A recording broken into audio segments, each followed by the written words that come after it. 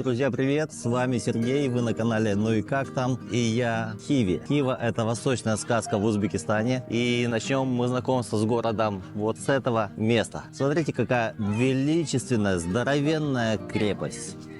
Видите? Слушай, она впечатляет. Тут честно скажу, я таких масштабов объектов в Узбекистане еще не встречал. И прежде чем мы пойдем туда, я вам покажу, с чего все начинается. Это ЖД вокзал, отель. А потом мы зайдем вот в те ворота и посмотрим, что красиво, что примечательно в этой восточной сказке Узбекистана.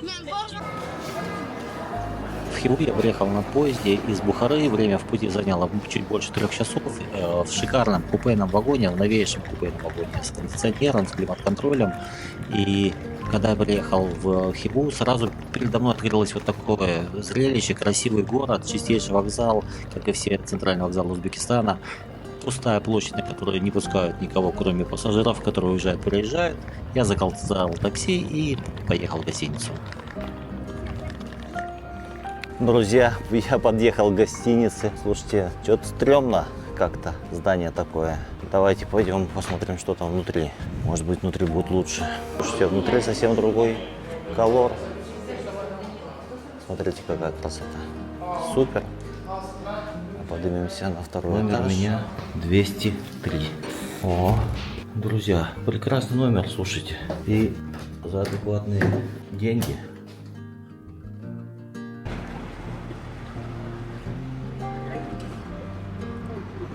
Мы идем в Очан-Кала вместе с Анной. Она профессиональный гид в Хиве и сейчас в Хиве. И расскажет самое интересное, что можно рассказать про эту локацию. Здравствуйте, гости. Так, сейчас мы заходим внутри старого крепости. Так, добро пожаловать в сердце древнего Хорезма, город Хиву.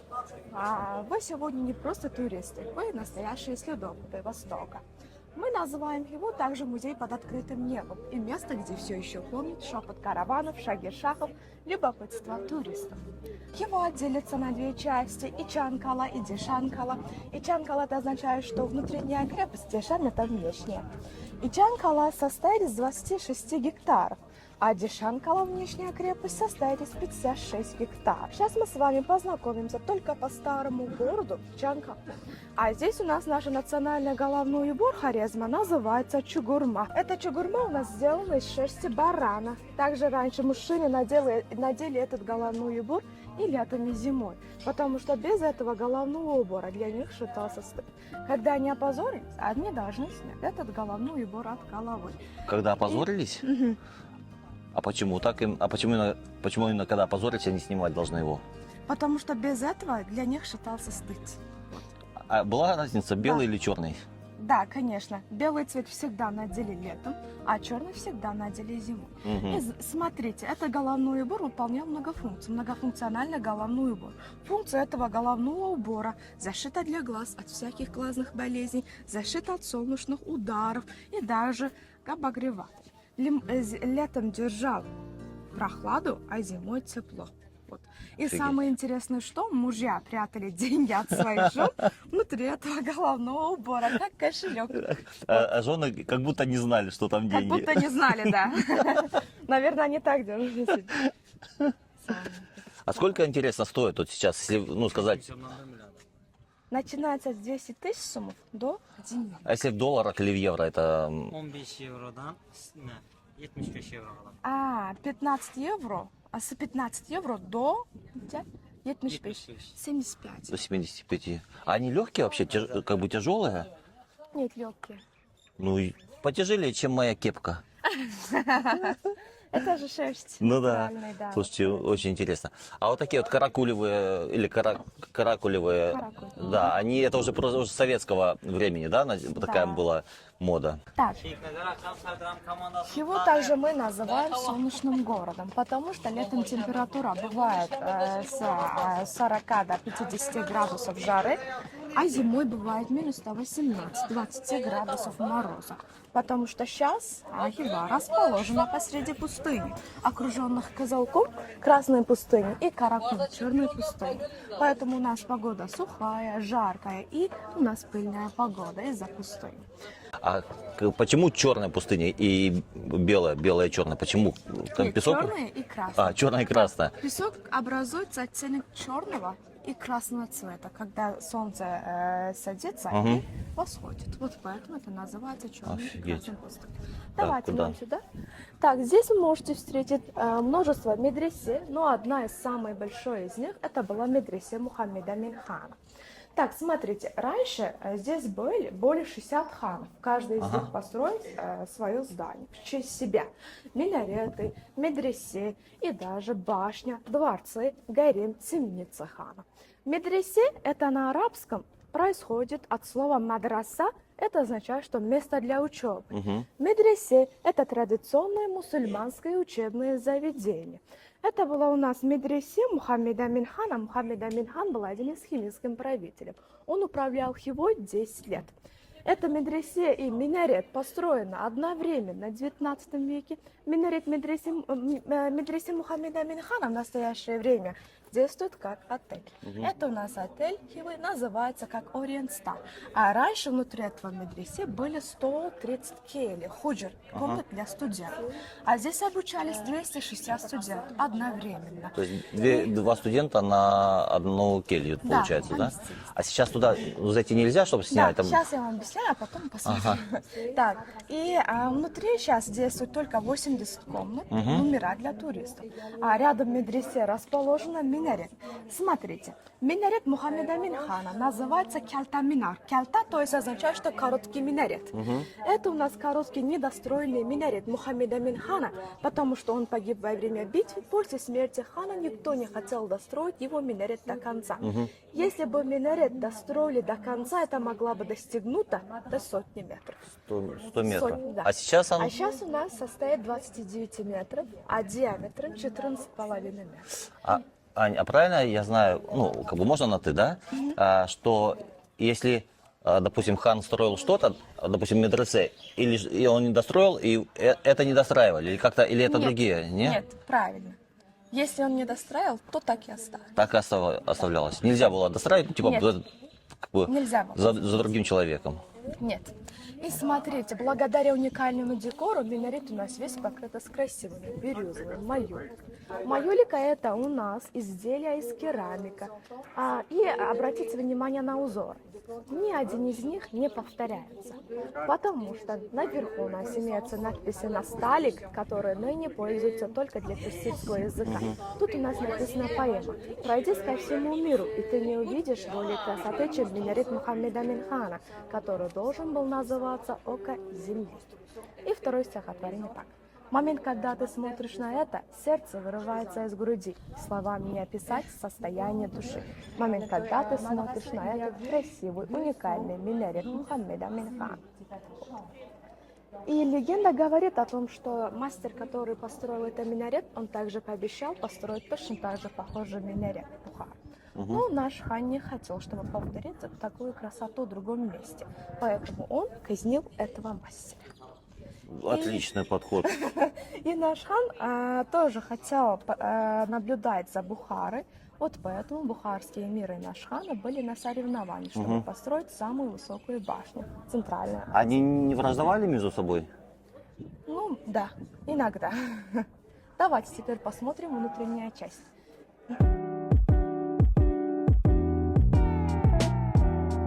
Так, друзья, сейчас заходим в медресе, которое сделали в гостиницу. Вообще, тут, я смотрю, все заточено под бизнес, да?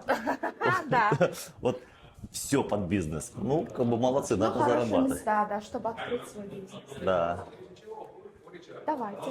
А в медресе, смотрите, было все, что угодно для комфортной жизни, для студентов. Например, направо была мечеть для них, чтобы молились 5 раз в день.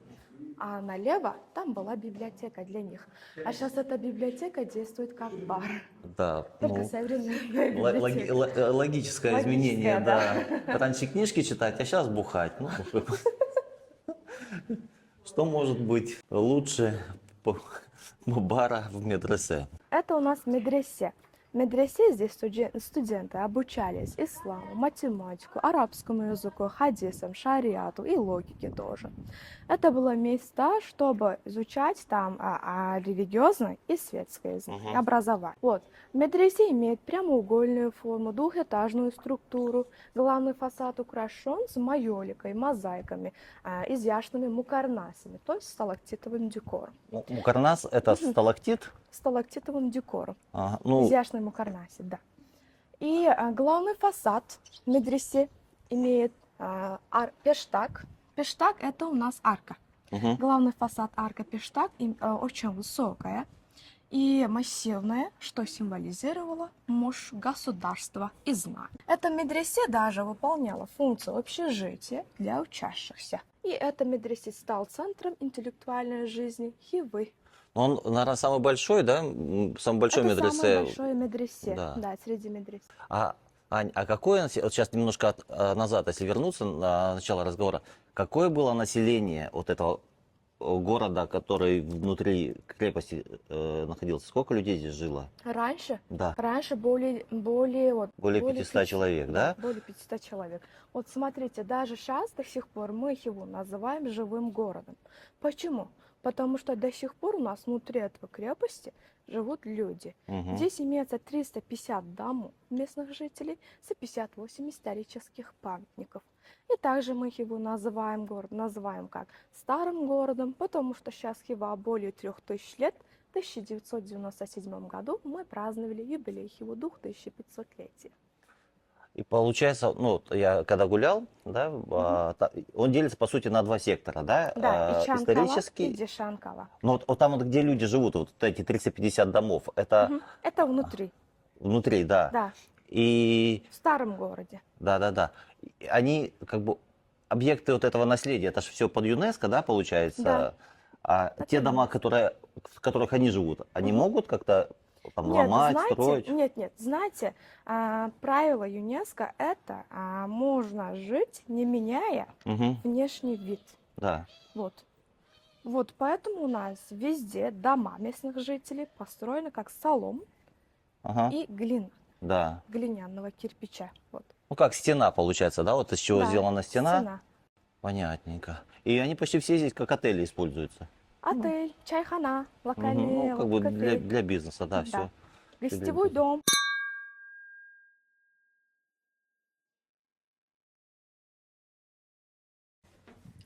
Ребята сказали, что Аня сказала, что можно подняться и посмотреть. Вот здесь сейчас люди живут, туристы, а до этого жили студенты. О! Один номер открытый. Я посмотреть хочу, что здесь такое. Ну, келья. Там дальше не пойду. Ну, такие довольно-таки спартанские условия проживания. Спускаюсь вниз. Блин, второй этаж этой гостиницы не для пожилых людей. Анна, я вернулся. И представьте себе шумный базар. Караваны с шелком и пряностями. Стражников, проверяющих купцов. И также перед входом города были 4 помещения. Таможня, комната для стража, обменный валют пункт и даже медицинский пункт. Перед входом города тут караваны, торговцы, они должны заплатить пошлину. Вот, как вы видите, перед тем, как мы вошли, с нас взяли пошлину. Только билеты, ничего не изменилось. Да. И обмен валюты там тоже, кстати. А сейчас вместо стража там работают. И они проверяют наши билеты. Да. А сейчас мы с вами направляемся в дворец хана и Зиндан посмотрим. Зиндан – это как темница хана. А как хана как звали? Ну, были разные ханы. То есть это тут... Хан – это как князь. Ну да, то есть кто правил, тот жил в этой крепости, да. Так, а напротив нас большая площадь. На узбекском это называется как Сияси Майдан. То есть переводится как политическая площадь хана. Новые законы, изменения новых ханов также объявляли здесь. А также в этом месте оглашали приговоры преступников, которых собирались наказать. А где их казнили? Было такое место? Это у нас казница. Это у нас казакхана, то есть переводится как темница хана. Наша темница небольшая, и расположена над землей, не под землей. Потому что мы близко расположены к воде. Поэтому наш Зиндан расположена, построили над землей. Ань, вопрос тогда про воду. Засушливая ж местность у вас, да? А почему вода близко под землей? Там какие-то, ну, то есть тут как-то река Амударья, да? И из-за того, что большая река рядом, то получается и подводные воды. Да. И вообще, как бы проблем с водой нет в Хиве. Нет, у нас нет. Ну, наша вода соленая. Вот это у нас проблема. Как на море? Соленая вода, да. Из-за моря, Аральского моря. Я не знаю, я не заметил, что она соленая, когда чистил зубы, но... Смотрите, наша темница небольшая, потому что раньше было мало преступников. Ага. Обычно это заканчивалось смертью. Давайте посмотрим наказание. Их было мало, но мы их всех убивали. А, наверное, потому что убивали их было мало. Да, вот, берегите голову. Чтобы не стать одной из жертв. Смотрите, раньше были разные наказания для мужчин и женщин. Первое наказание показывает, что наказание для женщин. Каких женщин наказывались? Два мужчины брали такой большой мешок. Там они клали 3 диких кошки за аморально падших женщин. Офигеть. Завязывали мешок, начинали бить кошку, а не саму женщину. Из-за боли и страхи кошки пытались выбраться и начинали царапать женщину. А что случилось потом, вы сами можете догадаться дальше. Вот. Это было до смерти, конечно. Слушайте, какие изысканные методы пыток. Сбрасывали с минарета. Если кто-то был против закона шариата или закона хана, то их должна была сбрасывать с минарета 2 раза, иногда. Но одного раза было достаточно для них. Почему 2-й раз сбрасывали тогда? Потому что иногда население ханства, они носили такие большие халаты. Это до сих пор у нас есть, называется наряд чапан, традиционный наряд Хорезма. И поэтому они проверили 2-й раз, умер ли он или нет еще. Смотрите, забивание камнями. Такие жестокие были. Какие миролюбивые нравы были. Так. Забивание камнями. Забивание камнями, вот. да. Ага. Тоже используют для аморальных Сейчас, падших женщин. а забивание камнями, смотрите, ребят, вот это маленькие картинки, да, а забивание камнями, видимо, любимое было наказание, под него выделили большую такую картинку в большой рамке. Так. Так, забивание камнями тоже используется для аморально падших женщин. Вот, смотрите, это отец у нас кидает камень, отец этого девушки стоит без головного убора. Да, позоренный. Потому что он уже опозорен, поэтому он снял свой головной убор. Из-за стыда, из-за позора. А здесь у нас... А там вот висит еще человек. Это... смотрите, девочка убегала своими парнями во время свадьбы, поэтому парень завешен. Так. Сажание на кол. Самое тяжелое наказание это было сажание на кол для мужчин, конечно. А женщин на кол не сажали? Нет, конечно. Почему-то, конечно, ну как бы наказывать, так наказывать. Смотрите, закапывание живьем. Если кто-то зашел в чужой гарем без разрешения, то их закапывали живьем. А головой вниз, ногами вверх. Сколько вообще было методов убийства человека в то время? Вот это вот 1, 2, 3, 4, 5 методов? Разные были, да. Но это самое главное. Этот раздел мы назовем топ-5 методов убийства. Вот 6-й, топ-6 методов убийства человека в Самое легкое Хорезме. наказание. Самое легкое наказание это было наказание плеткой. А где плетка? Ну, вот плетка. А цепи зачем? Для преступников. Типа наручников, да? Да. Так, здесь у нас судебный процесс идет. Он преступник, 2 мужчины стража хана, а он Мирза-Баши. Мирза-Баши это на современном означает, что писарь хана. Или же судья назывались как казы. Вот, и смотрите, вопрос к вам.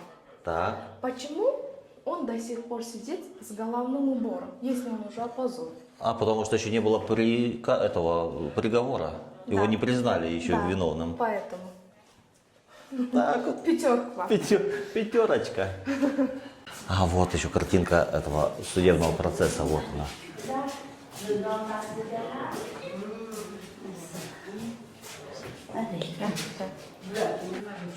Аня, а знаете, что заметил? Очень много бабушек, да, вот в экскурсиях. А это как-то специально организовываются экскурсии для них, да? Берегите голову. Берегу голову.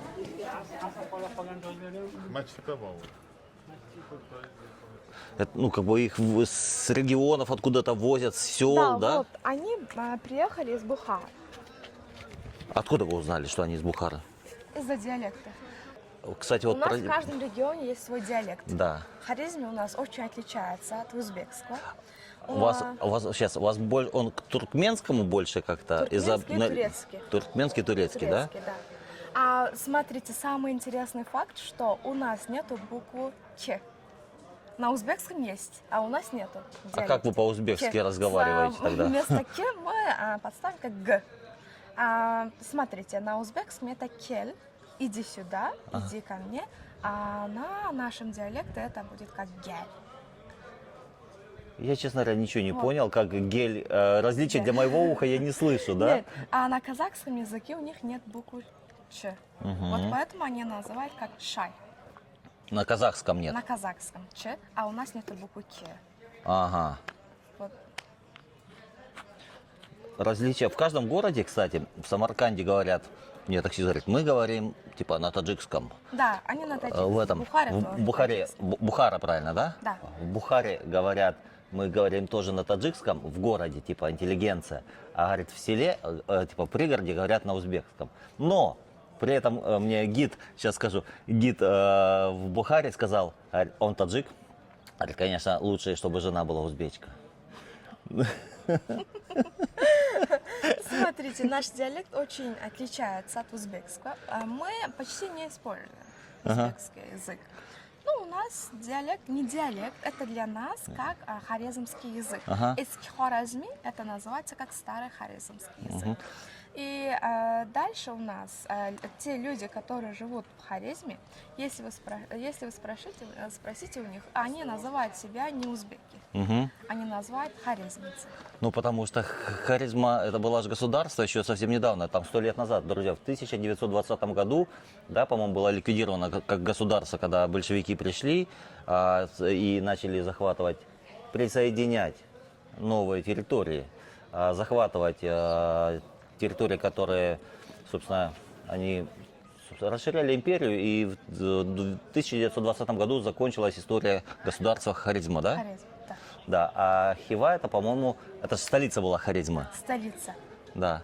Сейчас, типа, наша столица это Ургенч. Вообще ни о чем, да? Ни о чем.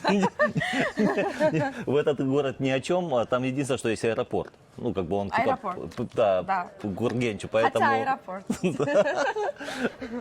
Смотрите, сейчас мы с вами направляемся в дворец хана. Этот дворец называется Кёхна-Ар. Давайте. Салам алейкум. Билетик у меня есть. Здесь стражи, а в роли стражи вот выполняют они самые красивые девушки Хивы. И они проверяют билеты на каждом этом достойном объекте. Был вчера куплен, сегодня еще действителен. Особенность, кстати, билета, я не знаю, это какой-то у них там разные категории есть, он действительно двое суток. Поэтому приезжайте когда сюда. Это многоразовый билет. Да, покупайте билет сразу на 2 суток и гуляйте смело. Спасибо. Так, сейчас мы с вами находимся в дворце хана. Этот дворец называется как Кёхна-Ар, то есть его название переводится как старая крепость хана. Почему этот дворец называется древним дворцовым комплексом? Потому что во время ханства были построены 3 основных дворца – Кёхна-Арк, Ташхавле и Нуруллабай. После строительства Ташхавле и Нуруллабая дворец среди народа начали называть древним дворцовым комплексом. Построили в 17 веке. Обратите внимание, ворота у нас построили в 17 веке, оригинальные ворота. То есть они до сих пор, им получается уже почти 400 лет. Да, материал изготовлен из кайрагачи. Кайрагач это такое дерево, мы называем хорезм как гуджум. Вот, гуджумы растут 500-600 лет даже. Вот обратите внимание на узоры, красивые изящные узоры. И даже эти узоры сделаны с руками, ручная работа. Мастера, те, которые делают такие красивые изделия из дерева, у них до сих пор есть поколение. Шестое поколение мастер по резьбе дерева.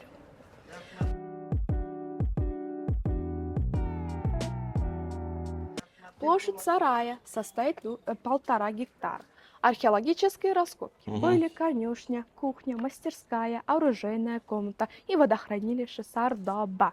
Но все эти места были разрушены во время войны между Персией в XVIII веке под армией Надир-Шаха.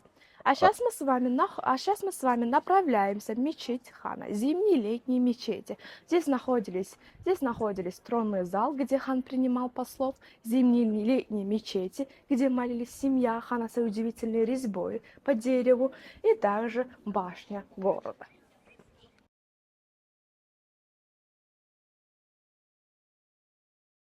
Так, это дворец, сейчас мы называем город в городе, потому что дворец у нас окружен глинобитными стенами, поэтому мы называем его город в городе. То есть, Ань, подожди, вот получается крепость, внутри крепости дворец, и этот дворец еще внутри крепости еще стенами закрыт, да? Вот поэтому. Кого-то мне это напоминает, одного правителя славянской страны, который крепость в крепости строит. Так, это у нас первая часть, дворец хана. Эта часть мы называем зимние и летние мечети. Ага. Открытый двор специально построен лицом к северу, поэтому тут было прохладно из-за ветра. Вот, а ни одного луча солнца не попадает внутрь. Из-за этого тут точно, была да. натуральная вентиляция, циркуляция воздуха. Вот. Ну и сейчас ветер дует. Сейчас да. это тоже, да. И там у нас в центре михраб. Михраб это означает, что алтарь, ниша, которая указывающая направление Мекку. А там небольшие ступеньки называются минбар, которые читали проповеди и Коран. Смотрите, эта часть у нас весь покрыта с красивыми майоликой. Майолика. Обратите внимание, давайте нам сюда. Обратите внимание на облицовки. Каждая облицовка отмечена специальными цифрами. Если бы здесь не были цифры, эти майолики не сошлись бы совсем. Вот, поэтому узоры соединяются. Цифры еще вот когда делали, это когда создавали, да? Они отмечались. Подожди, но это же не цифра, это же какая-то вязь. Персидская цифра. Это цифра, да, Да, какая? это цифра, персидская цифра, да. Как мозаика не собирали узоры, вот узоры соединяются. И самое интересное, что мастер, который построил это майолика, его называли как Абдулла Джин. Джин как призрак или волшебник. Почему?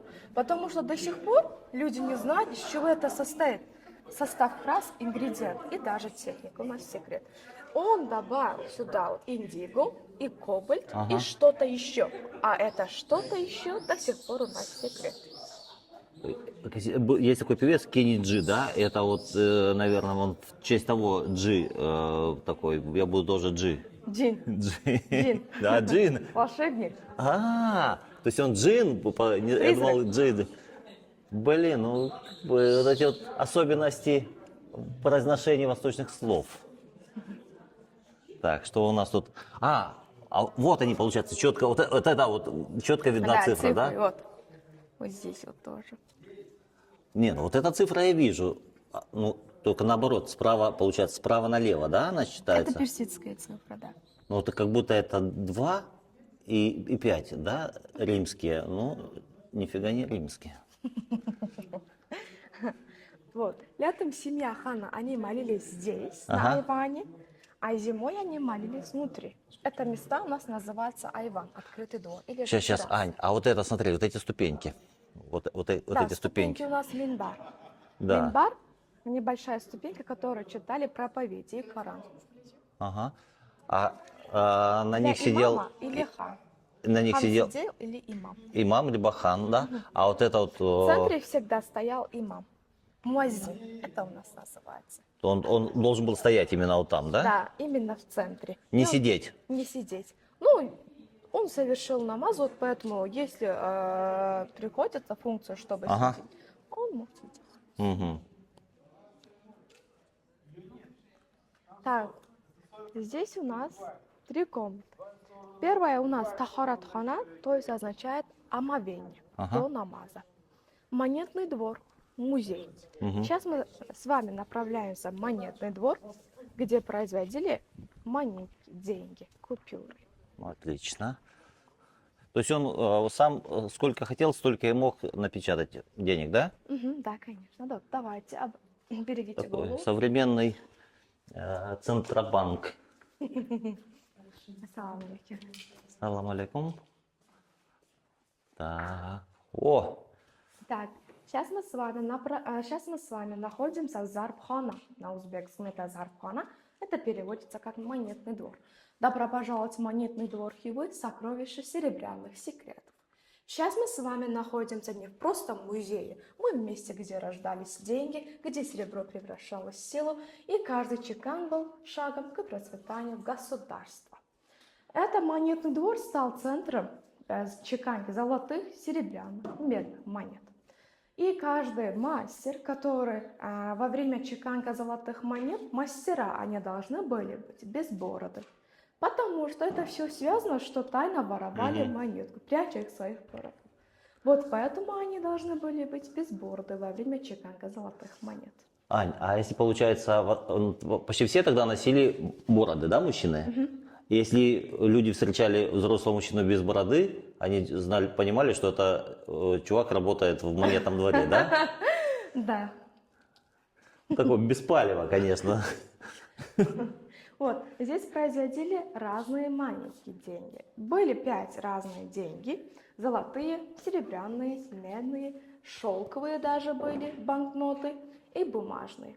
Сейчас мы посмотрим шелковые деньги тоже. Получается, деньга, это слово имеет корни арабские, да?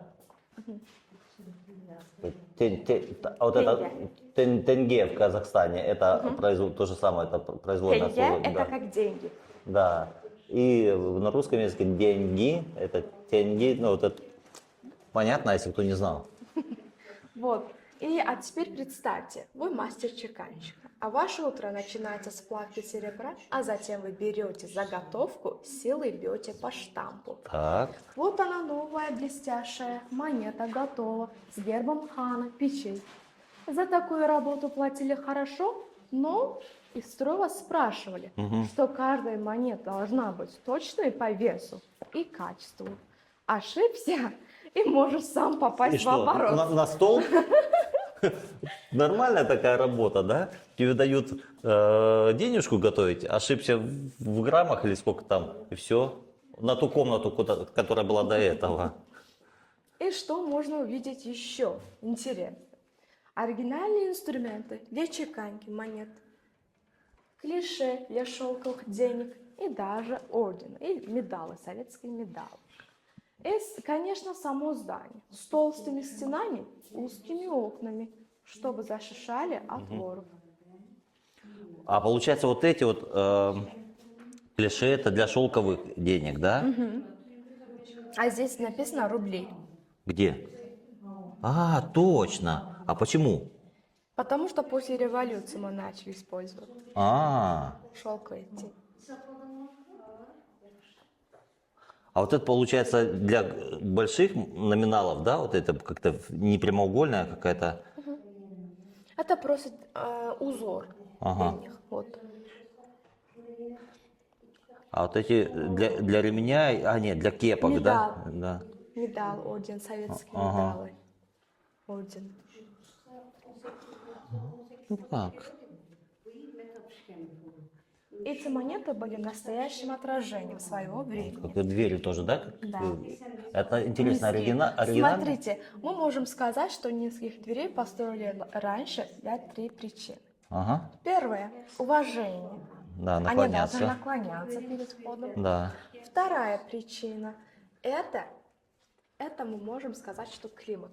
Летом держал прохладу, Да. а зимой тепло. А третья, самая интересная причина, что физкультура для живота. Ага. Каждый раз они наклонялись, вот поэтому. Вот поэтому мы с животами и ходим в большинстве своем, потому что двери высокие. А смотрите, какие стены толстые. Это опять же таки, чтобы держать, наверное, и температуру в том числе. Так, сейчас мы с вами направляемся в приемная хана. До приемной хана, где мы так легко прошли с Ага. вами, был закрытый коридор с 3 проходами. Вот Во-первых, где, вот здесь, вот да, тут? вот. Во первом проходе Ага. ждали, во втором раздавали оружие, а в третьем объясняли, как вести себя перед ханом. Мгм. Поднимать голову, смотреть на хана было нельзя, Мгм. отворачиваться задом тоже было запрещено. В Бухаре тоже там вот была площадь, где приносили ну, эти Сиасный Майдан. подарки, Площадь. да, Ага. подарки хану, просили его о чем-то, и там как бы они вот так вот, ну, типа надо было отходить, и стена стояла, чтобы утыкались, как бы нельзя спиной поворачиваться, Да, да? точно так же у нас были вот обычаи. Это очень похоже на то, где мы были. А, нет, не похоже. Там было. Майолики Да, разные. просто, да. Но здание чуть похоже. Это у нас вторая часть дворец хана. Эта часть мы называем эта часть мы называем приемная хана. То есть приемная хана или же Кабул хана на узбекском, или второй имя как Арс-хана, ханский суд. Это места построили в начале 19 веке при Эльтузар-хане. У нас приемная хана делится на две части, Айван, летняя приемная, внутри зимняя приемная хана. Вот, между двумя колоннами здесь стоял трон хана, а на троне он садился, а перед ними собирались муфтии, советники, стража и даже представители народа. Они вот здесь внизу стояли, да, получается, а хан Садился на наверху специальный сидел, да. Вот. Обратите внимание на майолику. Ага. Нижняя часть восстановленная, верхняя часть оригинальная 19 века. Внутри у нас зимняя приемная. Перед входом в зимняя приемная 3 двери. Первой всегда зашли население хана, обычные люди, так сказать. От второй двери всегда зашли послы и визири. А на третьем хан сам. Если вы обратили размер этих дверей, первый низкий, да. чем другие, чтобы они наклонились побольше. Вот. И наверху балкона там посидели семья хана, родственники, мать хана, наблюдали за гостями, чай попили и также обсуждали новости, слухи. Это у них, получается, как представление было. Они сидели там, смотрели, как люди сюда приходили, и они... Да, и обсуждали. Да. Кто во что одет.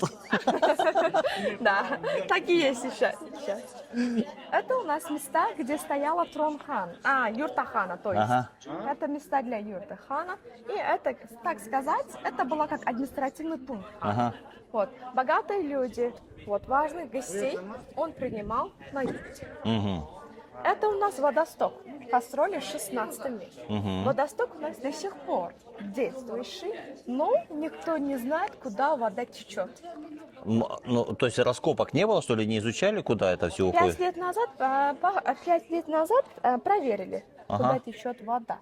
Но все равно ответа нету. До сих пор это секрет у нас. Прикольно. Секретный водосток. А там налево была библиотека хана, на узбекском это Ктуб хана.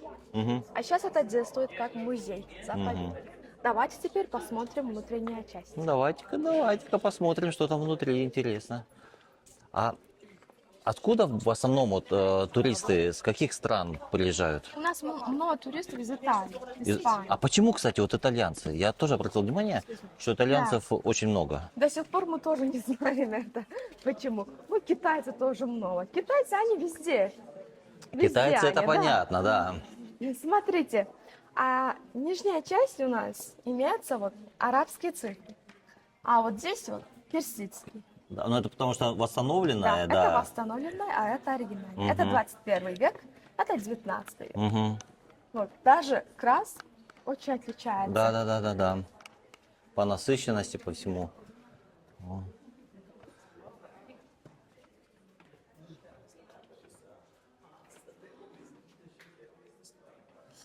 Так, это у нас зимняя приемная хана.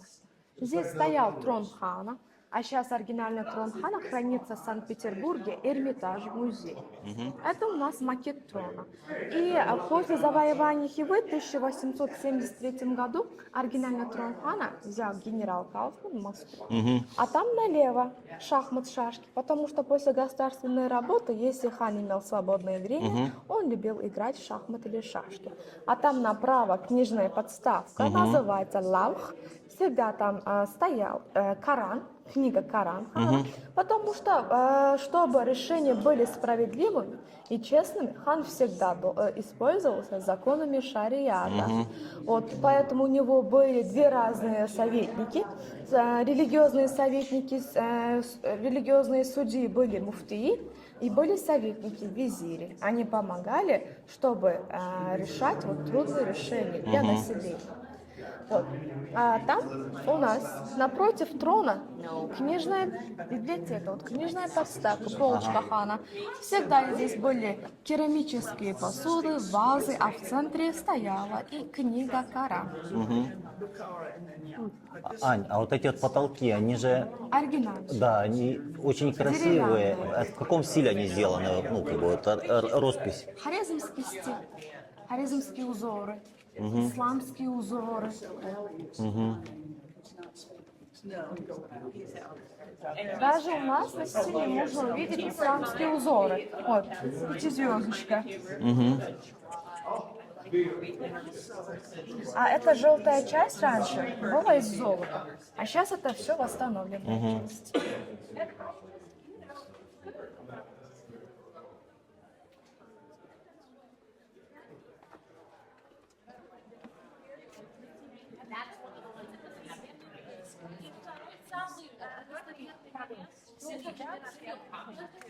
Ой, Ань, извини.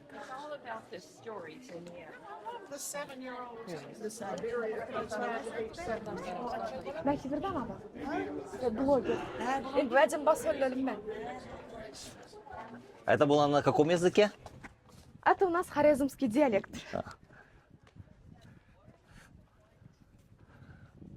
Ребят, сегодня шикарная погода для экскурсий. Вчера было 37, 40, почти 40 вчера было, да? Вот, а сегодня 29, наверное, даже поменьше, чем 29. Шикарно. Приезжайте в мае, в апреле сюда. В июле тоже можно, в Уже июне. жара. Ну, будете как на сковородке. Самое жаркое времени года мы называем как чилле. Чилле это самое жаркое время. Ага. Да. Чилле будет у нас в июле. 3 дня. Максимум. Всего 3 дня? Всего максимум 3 дня. Раз в год. То есть сейчас говорят, типа, буду чилить, это отдыхать, а чилле, да? Чилле. Да. Это трэш, это 3 дня, да. Вы попробовали наше национальное блюдо? Нет, не пробовал. А какое оно? Пельмени с яйцом. Пельмени с яйцом? Да. Я сегодня попробую обязательно Кумбарак пельмени. это называется, типичное блюдо Хорезма. И шивуташи, Я- лапша с зеленью. Я читал, что есть какой-то харемский плов, как бы отличается. он. Хорезмский плов. Да, он отличается по вкусу, по ингредиентам, да, от Ага. классических там бухарских, либо там... Да, у них разные вот плов есть, в разных Ага. регионах у них есть свои. Вот, а у нас тоже есть свой плов, свой вкус Мгм. плова. И очень отличается, да. Я вчера попробовал литра 3 воды, наверное, за день. Из-за жара. Да. А сейчас мы с вами направляемся в мечеть. Эта мечеть называется Джума или же Джами Масджид, то есть пятничная мечеть. Ань, перебью. Вот меня всегда интересовал вопрос. Вот этот разные окрасы, разные рисунки. Есть ли, Абая. ну, платьев, да, вот Да, этих халатов? абая это называется. На арабском тоже как абая. Есть ли какая-то взаимосвязь от регионов? Ну, как бы какой-то определенный рисунок, вот именно Хорезмский. хорезмский или нет? Или это уже зависит от Нет, того, кто... смотрите, все эти наши национальные узоры Узбекистана, они не отличаются из регионов. Вот. Везде они одинаковые. Мгм. А там праздничный, непраздничный какой-то по поводам определенным есть или нет? Праздничные? Да. Да, вот такие у нас праздничные. Вот Мгм. атлас. Угу, Это называется и адрас. угу, Вот национальный материал. Эти у нас праздничные. А вот такие вот можно вот обычно. угу, угу. А вот вход сюда же есть несколько входов, да?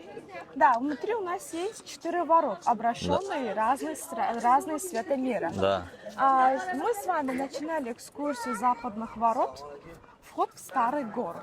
Это Дарваза, то есть отцовские ворота. Построили в 19 веке. А противоположном расстоянии там у нас восточные ворота города. Восточные ворота называются как Палван Дарваза, что означает богатырские ворота города. Южные ворота, Таш-Дарваза, каменные ворота, Бахча-Дарваза, садовые ворота. Почему это так называется, садовые ворота?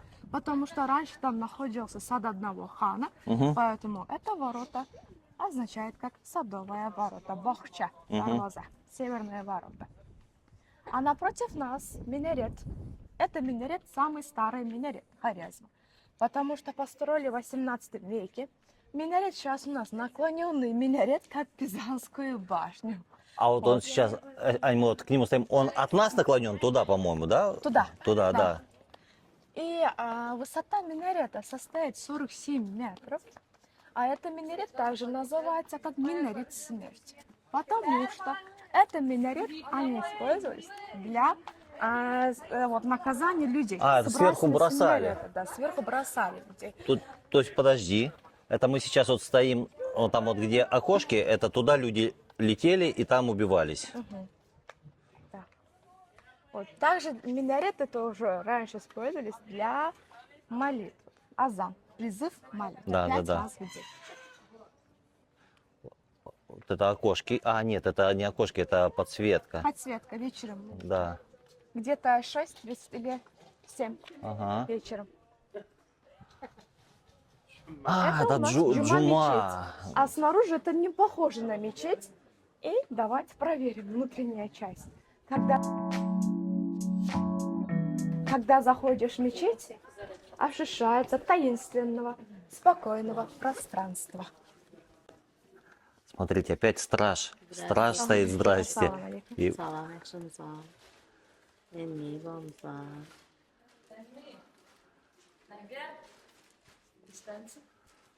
давайте. Ой, ага. Так, это у нас мечеть. Эта мечеть называется Джума Масджид. Джума или же Джуме одинаковое слово, означает, что пятницу. Джума мечеть, пятничная мечеть, построили в X веке. Мечеть словно лес из колонн. Вот, когда заходишь внутрь, ощущается таинственного и спокойного пространства. Мечеть у нас уникальное место в Узбекистане, и даже внутри нее хранится 213 колонн. Все эти колонны имеют свои красивые узоры, орнаменты и даже изящные узоры. А некоторые колонны прямо отличаются, потому что некоторые колонны были взяты из более древних зданий и повторно использованы. Вот поэтому в мечети можно увидеть разные стили резьбы, от античных до исламских узоров. Ань, а получается, древние это которые попроще, вот самые старые это которые Нет, попроще? я вам покажу. Вот, смотрите, в мечети есть 213 колонны. Все эти колонны имеют свои уникальные узоры. И один из них не повторяется. Обратите внимание на колонн. Здесь нету клея, нету машинной работы, нету гвоздей. Это у нас сделано из одной целой части кайрагача. Вот. Каждая у нас нижняя часть колонн можно увидеть верблюжья шерсть. Как вы Верблюжья думаете, шерсть? почему здесь поставили верблюжью шерсть? Ну, чтобы отсечь, наверное, влагу, может быть, какую-то, нет? Влага? Да. Вода, влага, да? Да, конечно. Вот поэтому у них есть верблюжья шерсть. Да. Каждая нижняя часть колонны. И самое интересное, что в мечети тоже можно увидеть некоторые черные части колонн. Вот, например. Что случилось с ним? Как вы думаете? Ну, явно не пожар, но, может быть, наводнение какое-то. Пожар. Пожар Да. был, да? Здесь был пожар во время войны между Персией в 18 веке. Я же вам говорила, что здесь была война между Персией в 18 Да. веке. А здесь, там наверху, можно увидеть два отверстия. Эти места, они использовались как дымоход, вентиляция, Мгм. чтобы освежить воздух. Потому что раньше здесь в мечети молились более 5000 людей. Ну Вот, да. одновременно. А здесь в центре колодец, котел, мраморный казан, Мгм. которые здесь сохранили воду и айран, национальный напиток айран. Попробовали или нет? Айран нет, здесь не пробовал. А он отличается чем-то от айрана, ну, Да, обычно? у них разные, да. И смотрите, там на стене два дырочки, Ага. отверстия. Это дырочки использовались как акустическая система, функция акустика. Мгм. Потому что в X веке тут не было микрофонов, вот поэтому здесь мастера построили более 200 Мгм. дырочки. Сейчас перебью. А вот сейчас раскатывают ковры. Это для молитвы, да, будет? Или это, ну, Нет, чтобы декорацию, чтобы показать, как это выглядело раньше. а вот эти вот не было вчера, я ходил, вот этих перегородок не было. Их... Нет, здесь были. Ага. Это была для туристов, вот, Ага. для женщин, которые, если они хотят здесь молиться, то можно. Ага. А И- сейчас они собирают это. Они наоборот собирают, да? Собирают, да. Я Щас думал, это ну, собирают. они раскатывают. Нет, И- собирают. и это пятничная, да? Пятничная мечеть. И женщины молились отдельно от мужчин, получается. Мгм. Нет, смотрите, раньше здесь не разрешали женщинам, чтобы зайти в мечеть. Ага. Потому что молиться в мечеть для женщин, это считался как стыд для них. Угу. Вот. Поэтому они остались дома, и они молились там. Угу. Это еще раз, сколько лет вот этим столбам? Вот, кстати, смотрите, это у нас самая старая колонна Ага. мечети. Построили в X веке. Тысячелетняя колонна. 1000 лет. Вот. Офигеть, конечно. И это вот из дерева, которое очень... Карагач. Да. Карагач, да. И у Представляете? некоторых колонн можно увидеть знак свастик. Вот, например, вот так и вот так. Мгм. Знак свастика. Это не нацистский символ. Это древний солнечный знак, символизирует движение, гармонию, жизнь и благополучие. А в восточной и исламской архитектуре это использовался задолго, до Мгм. 20 века. А в мечети это просто часть традиционного орнамента. Мгм.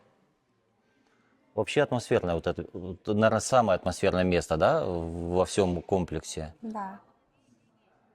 Ну, действительно, как лес. Очень уникальные места во всем Узбекистане. Мгм. Мне кажется, не только в Узбекистане, а где еще в мире есть вот сохранившееся в таком виде не восстановленное. Где-нибудь есть еще такие В похожие? Испании тоже есть такая мечеть. В В Испании? Испании, да.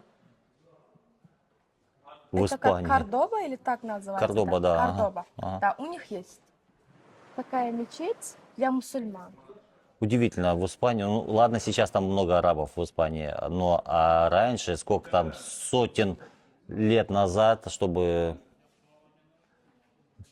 Никогда бы не подумал, что именно в Испании есть. Не где-нибудь в Азии или там Африке, я не знаю. Но сейчас у нас мечети более современные, построенные мраморными камнями, Мгм. не деревянные. А в мечети у нас до сих пор есть самая уникальная колонна. Я вам покажу эту колонну, а сейчас я вам даю время, чтобы сфоткаться. Давайте. Спасибо.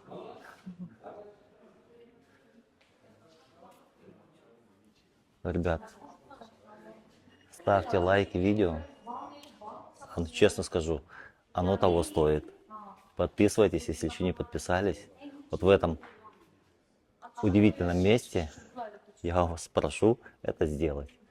Мне будет очень приятно, если вы это сделаете и оцените. Bien, Ne şunlap durupsula?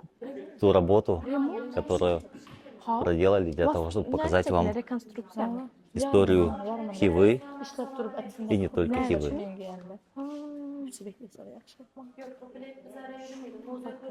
Если вы обратите внимание на колонны, все эти колонны построены как шахматные фигуры. Но они по диагонали, получается, как-то, да? Да, эту часть тоже. О, смотрите. Оп. Оп, действительно. А с чем это связано? Нет, просто мастера не так построили. А здесь у нас самая уникальная колонна в мечети. Почему это уникальная колонна? Потому что это целая часть колонны, изготовленная из хлопкового дерева. Но хлопковое дерево не бывает. Посмотрите. Что на похоже? Ну, цветок хлопка. Да, поэтому это называется хлопковое дерево. Но до сих пор это секрет. Что такое это дерево? Потому что это подарок из Индии, поэтому есть... Что? Индуизм, буддизм. Ага. Это священный слон индейцев, Ганеша. Это для нас подарок. Вот поэтому мы до сих пор сохраняем это колонна в мечети, даже если не разрешено в мусульманском месте. А здесь тоже есть вот узоры, похожие на цветок хлопка. А там наверху узоры очень отличаются, не повторяются в других колоннах. А эта часть у нас, целая часть, изготовлена из орехового дерева. Вот это дерево? Да, ореховое. Кажется, как будто это у нас мраморный камень. А мне казалось, что это из... Я хотел спросить, что это из металла сделано? Нет, вот Угу. ореховое дерево. А это у нас камень, мраморный камень. И больше такого нет, да? Больше такого нет. Вот поэтому эта Да. колонна называется уникальная колонна мечети. Да, действительно, смотрите, вот в такого основания здесь больше не встречал. Да, без экскурсовода такие моменты и не узнаешь никогда. Поэтому у вас, кто смотрит это видео, отличная, уникальная возможность, не выезжая, не вставая с дивана, как говорится, погрузиться в атмосферу Хивы. А сейчас мы с вами направляемся в музей мыслителей. Вот, знаете про Аль-Хорезми, Авиценну, Авиценна, но он Абун или там как-то Абу он... Али ибн Сина. Да. Ой, сложно. Аль-Хорезми алгоритм. Аль-Хорезми, алгоритм, да, это современный получается? Аня, а вот это что здесь? Это у нас путь вот канализационные дороги. Мгм. А здесь они нарезали трубочки, чтобы проверить, куда уходит, куда течет вода. Но все равно, я же вам сказала, Да, ответа нету. не могли Вот понять. это да. места сейчас у нас покрыто с стеклой, потому что некоторые вот население здесь они кидали деньги, сбрасывали монеты. Мгм. Они думали, что это фонтан дали.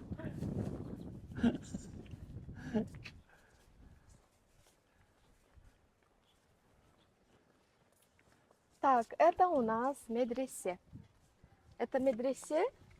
Раньше была религиозная школа для студентов, а после этого это действовало как ЗАГС для браки. А сейчас это музей. В советское время, да, здесь ЗАГС был? Медресе, да.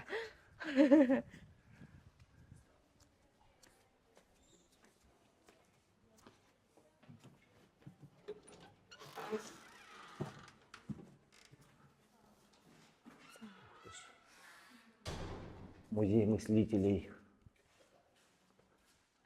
А сейчас мы посмотрим телевизор про мыслителей. Вот, давайте. Вот такой телевизор. Да, А я думал, не телевизор, древний который телевизор. древний какой-то будет. Нет, не древний телевизор. Вот он, вот в чем. Давайте, друзья, посмотрим телевизор.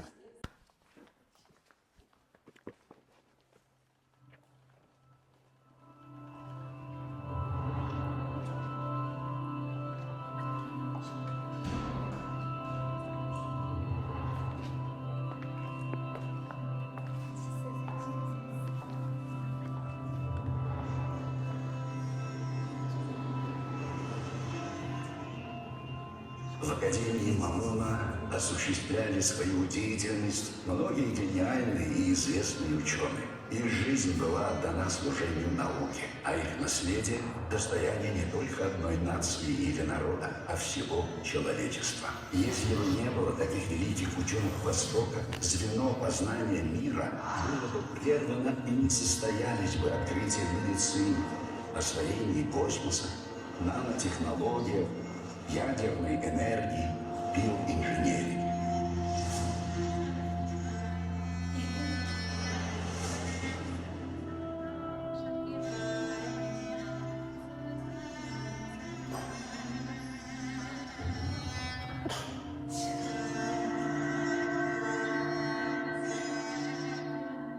Абу-Райхан Бируни родился в 973 году в Хорезме. Основную часть произведений Аль-Бируни составляют труды по астрономии, математике, математической географии и минералогии. Бируни впервые разработал классификацию минералов, заложил основы науки геодезии. В течение многих лет он возглавлял Хорезмийскую академию Мамуна.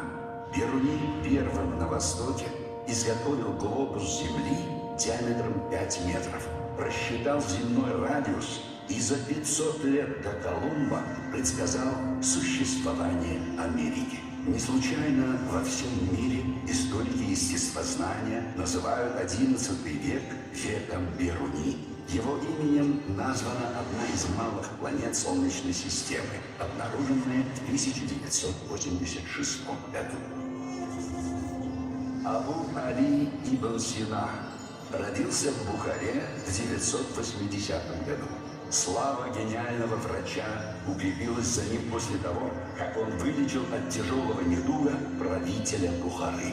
На Западе его назвали Авиценна. Он по праву заслужил звание самого знаменитого философа, ученого-энциклопедиста и одного из самых великих мыслителей человечества. Он написал более 450 сочинений, в первую очередь в области медицины и философии, а также по логике, химии, физике, астрономии, математике, музыке, литературе и языкознанию. В своем каноне по медицине он заложил фундамент практической фармакологии и медицины, не потерявших своей актуальности и в наше время. Не случайно эта книга была одной из первых изданных в Европе в 15 веке. По ней в течение почти 500 лет обучали медицине в ведущих европейских университетах.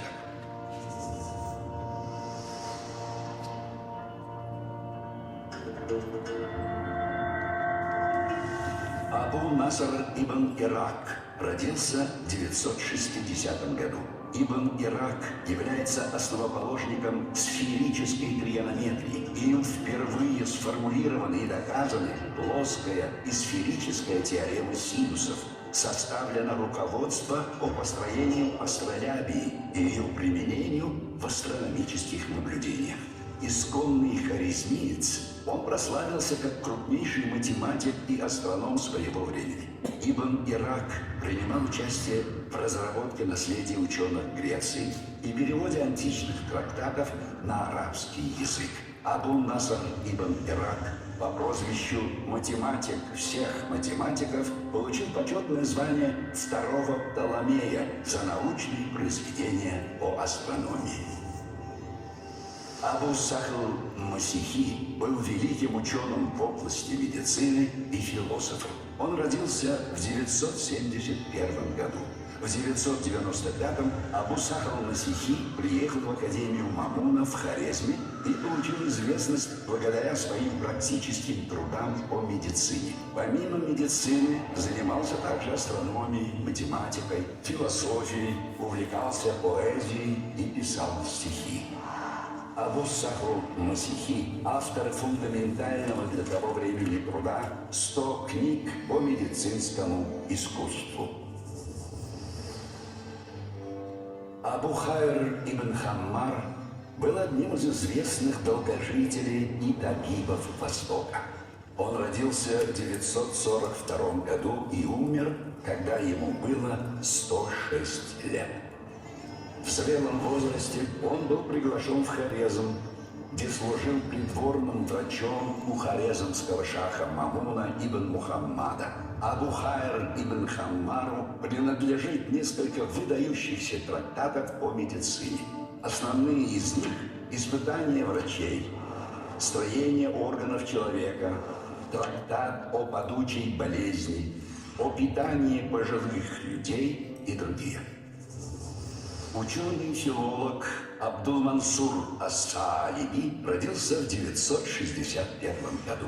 Основной труд Ас-Саалиби «Жемчужина века» является антологией сочинений арабских авторов предыдущих поколений.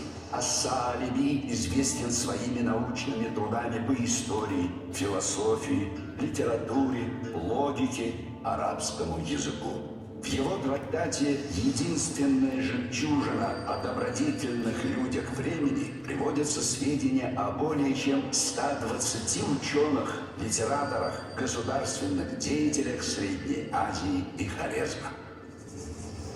Известный историк, философ и литератор Ибн Мискавайх родился в 932 году. Помимо этики, труды ученого посвящены вопросам медицины, алхимии, физики, политики, истории. Ибн Мискавайх писал свои произведения на арабском и персидском языках. Основными источниками его трактатов были «Государство» Платона, «Категории» Никомахова, «Этика» Аристотеля, «Эннеады» Платина. Для историков России особый интерес представляет рассказ Ибн Мускавайха о походе русов в Бердар в 943-944 годах. Академия Мамуна, просуществовавшая с 1004 по 1017 годы, является одной из ярких страниц в истории Узбекистана.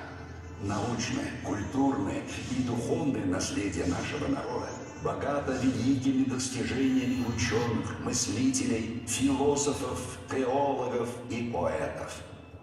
Они внесли огромный вклад в развитие мировой цивилизации во благо человечества.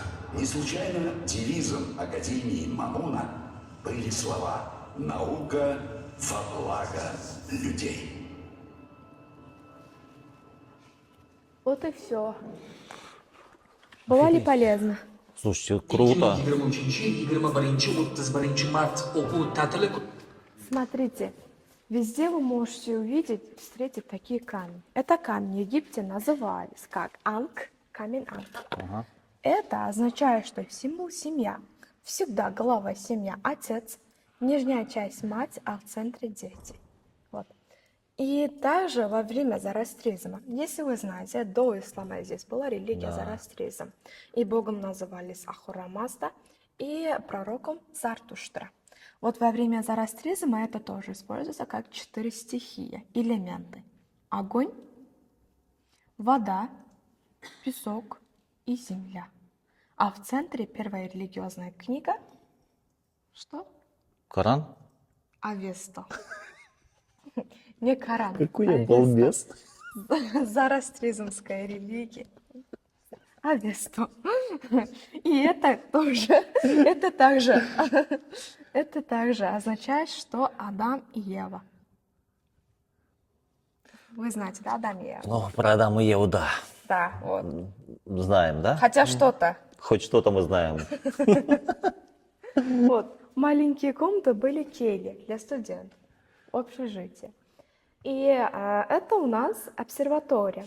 Обсерватория Мирза Улугбека, которую построили в 15 веке. Это тот, который в Самарканде изначально, да, только был? подземные части. Угу. А обсерватория построили в 15 веке. Мирза Улугбек также был внуком Амира Тимура, Тамерлан. Да.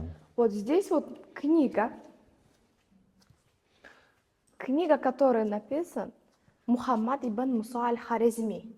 Аль-Хорезми в 11 веке тут был создан Академия Мамуна в Хорезме. Эта Академия Мамуна была научным центром для ученых. Вон там работали очень много известных люди, такие как Аль-Хорезми, Абу Рейхан Бюруни, Авиценна и Замахшари. Эта Академия Мамуна сыграла важную роль в развитии науки и даже развитии искусства в мусульманском народе. Это у нас книга «Алгебра», которую написали Аль-Хорезми, и он был основателем алгебры, основателем алгоритму. И Аль-Хорезми его все называли в Западе с именем «Отец математику». А эта книга, когда он создал, он называл как «Аль-Джабр». Аль-Джабр – это означает, что книга для уравнений. И это современная алгебра, алджабра. А сейчас это у нас алгебра. Ань, а это прям оригинал или это какая-то Нет, копия? это копия. Копия книг. Так, Ну, оригинальной сейчас нет. так сделано, как будто это прям настоящее. А вот эти вот кельи, да, там кельи. ты будешь про них рассказывать или я могу сейчас подснять просто? Можно было увидеть вот старинные надписи, ниши, которых там сохраняли вот важных документов. И даже были все условия для них. Тоже низкие, смотрите, вот получается высота. Ой, сейчас я камеру так поверну. Это вот по плечо, да? Это, опять же, они должны наклоняться, да, чтобы входить в помещение. А здесь у нас книга «Астрология», которую написал Абу Рейхан Бюруни. Абу Рейхан Бюруни, он также родился здесь. Аль-Хорезми тоже. И Абу Рейхан Бюруни, он рассчитал земной радиус. Он предсказал существование Америки до Колумба 500 лет назад. Он сказал, что наша Земля круглая, и это у нас астролябия. Астролябия, он рассчитал дистанцию между Луной и звездой. А как вот можно было в первом веке нашей эры вот это все сделать? Так... Нет, это 10 век. А, 10 век. 10 век. 900... У них как-то обсерватории были, все что угодно. Ага. Да, обсерватории. Вот такие вот секстанты, астролябия, которые помогали, чтобы рассчитать. И он написал много книг. Книга «Астрология», например, Абу Рейхан Бюруни. И он даже основатель земного шара. Здесь у нас книга Абу Али бин Сина. Абу Али бин Сина, он родился в Бухаре. Абу Али бин Сина, он, после того, как лечил одного эмира Бухара, его все начали называть Авиценна. Авиценна это означает, что ученый, доктор. И Авиценна, он был первым хирургом в Средней Азии. Он написал очень много книг, а первая книга этого Авиценна называется «Врачебный канон медики», канон врачебной науки. И эта книга у нас написана на арабском языке, и до сих пор у нас в современной медицине используется. И студенты, которые обучались в медресе, их назывались мударрисы, или же от слова мудрецы. Это именно в этом медресе их так называют? Во всем медресе. В любом медресе, это как бы, да. И обучение велось под руководством ученых, профессиональных устазов. Устаз – это означает, что учитель. И здесь у нас книга Замахшари. Замахшари, он был экспертом арабского языка, он был толкователем Корана. А здесь у нас книга «Литература введения». А эта книга тоже написана на арабском языке. И Замахшари также он сам работал в Мамун Академии. Он помогал, чтобы развить грамматику и развитие арабского языка. Давайте теперь продолжим. Дворец хана. А здесь у нас каменная дорога. Перед нами каменная дорога, построили в 16 веке. Каменная дорога оригинальная, не восстановленная. Тут были караваны, торговцы, путешественники и арбы. Вот поэтому здесь они оставили кали.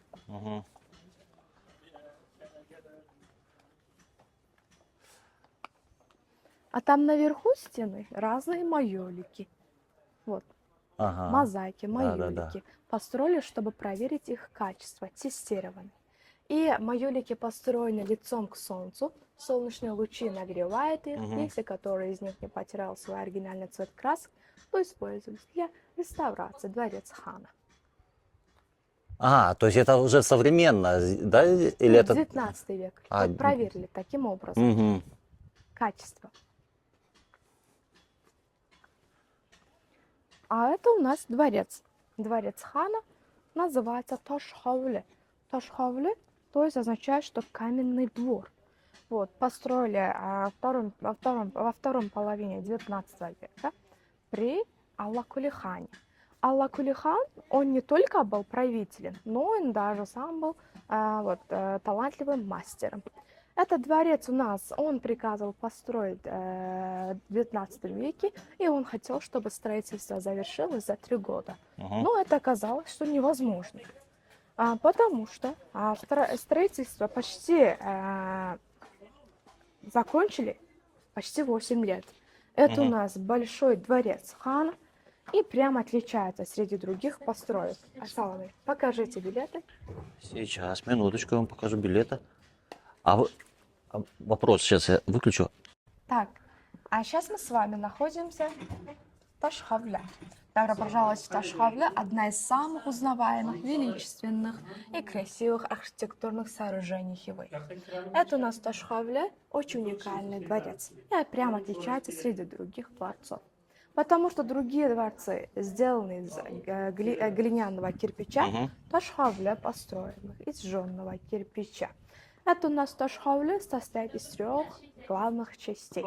А перед входом в Ташхавле карета, российская карета, Мгм. подаренная Мухаммаду Рахимхану II, подаренная императором России Александром II. Это у нас оригинальная карета, настоящая карета, не восстановленная. То есть то, что именно тогда Да, и подарили, да? 19 век. Ребят, бликует, конечно, не особо видно, но вот зато увидите меня, Ани, вот с этой стороны. Вот она, да. Я нашел ракурс. И то не особо удачный. Ну, извините, тут стекло, и оно бликует. Ну, давайте.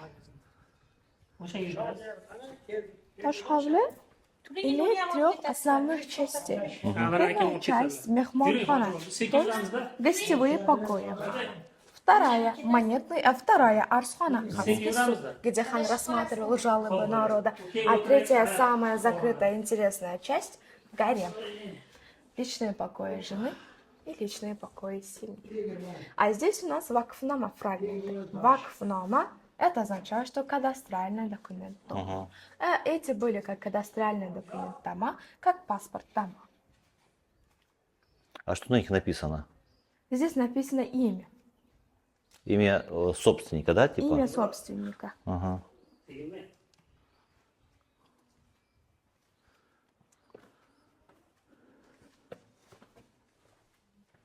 О, а это что за эти круги? Это у нас тандыр. Части, да, как Часть получается? тандыра, да. Чтобы пекать лепешку и сам сушки тоже. О, Сейчас мы с вами находимся в Мехмон-хана, то есть гостевые покои хана. Здесь хан принимал послов, торговцев и военных и других важных гостей. Во времена Алла-Кули-хана Хива была важным торговым центром. Поэтому у нас залы для приема гостей построены и богато украшены. Обратите внимание на майолику. Майолика у нас символизирует, что власть и роскошь хивийских ханов. Там у нас айван. Айван у нас вот терраса, зимние гостевые дома. айва. Айван. А есть такое еще дерево, плодовое айва. Айва. Да. Да, айва. Да, я знаю. Это у нас юрта, в которой хан принимал важных гостей военных из Персии, Индии, из Европы, Монголии. Внутри этого юрта.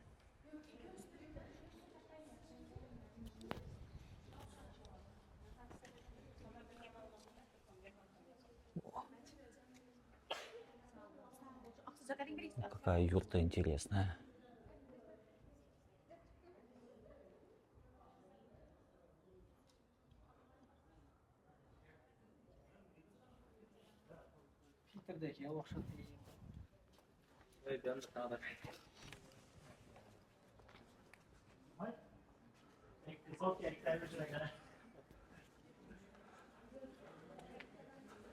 Куда мы Можно дальше? отключить, да? Минуточку.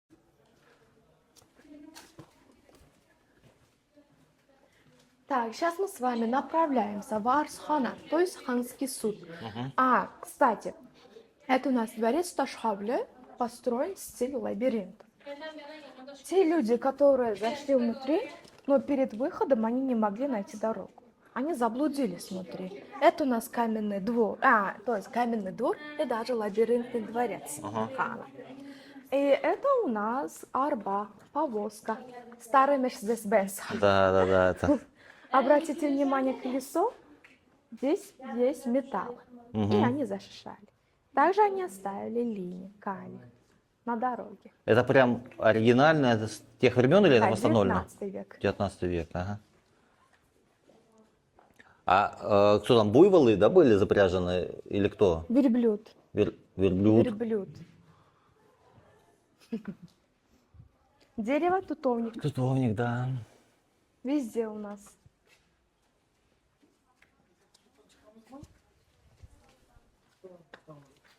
Два комната. Интерьер писаря. Здесь написали имя населения. Сейчас Саня посмотрит, покажу.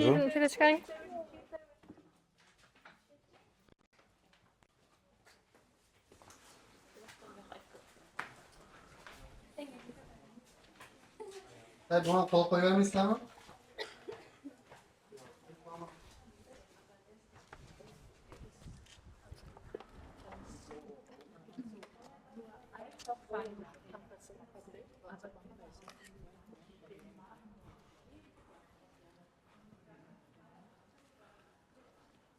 Такое впечатление, что мы здесь уже были, но это уже... Да, ну, я это- же вам сказала, это лабиринтный двор. Очень похоже Ну. друг на друга здание. Это у нас вторая часть. Эта часть называется Арсхана. Арсхана, то есть ханский суд. Сюда мог прийти каждый житель ханства, чтобы рассказать о своей проблеме, про налоги или же попросить справедливости. И здесь хан садился на специальный трон, и он принимал решения, вынес решения для народа. Мгм. И даже у него были разные советники, судьи религиозные, судьи, муфтии, и были визири. А это точно так же одинаковое здание, похоже на первое. Зимняя приемная внутри, летняя приемная на Айване. А это, так сказать, административный пункт хана. Мгм. Здесь была юрта хана, а внутри юрты он принимал также послов, то есть. А зачем ему нужно было несколько мест, где ему принимать послов тех же самых? Почему в одном? Нет, смотрите, это для важных гостей. Ага, Визири, дипломаты, юристы были в юрте, ага. а там обычные жители хана. Понятно. Ну вот мы же были там, где была юрта, и там он принимал. И Гостевой- здесь. Нет, первое здание это было гостевые покои, гостевой дом. А Ага. это Арсхана, А, официальный зал. понятно. Вот так вот сразу не разобраться и не запомнить. Берегите голову. И каждое заседание начиналось с чтения Корана, чтобы напоминать справедливости и честности. Это у нас водяная мельница, на узбекском чигир, или же чак-поляк. Мгм. Оригинальная. Масловоз, которые производили два разные масла, кунжутные, хлопковые.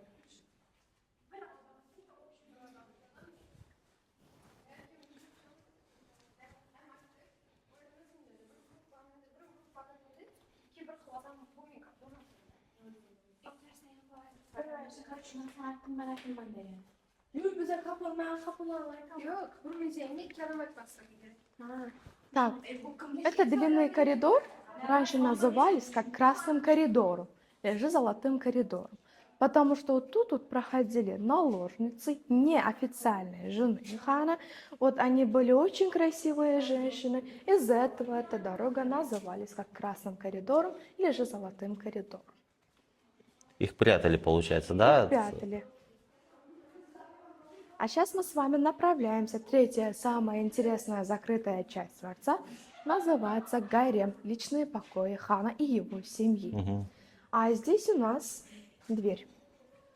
Чтобы хан мог зайти, третья часть, гарем. Мгм. Вот, обратите внимание на слово гарем. Гарем происходит от арабского слова харам. Это Мгм. означает, что вход запрещен. Запрещен, да. Да, сюда мог зайти только хан сам. Были мужчины, но эти мужчины были евнухи. А, Евнухи, да. да. Вот. А это у нас дверь гарема. Есть символ сердца. Мгм. Это означает, что душа хана принадлежит гареме. М. Раньше точно так же. Жизнь Хивы кипела.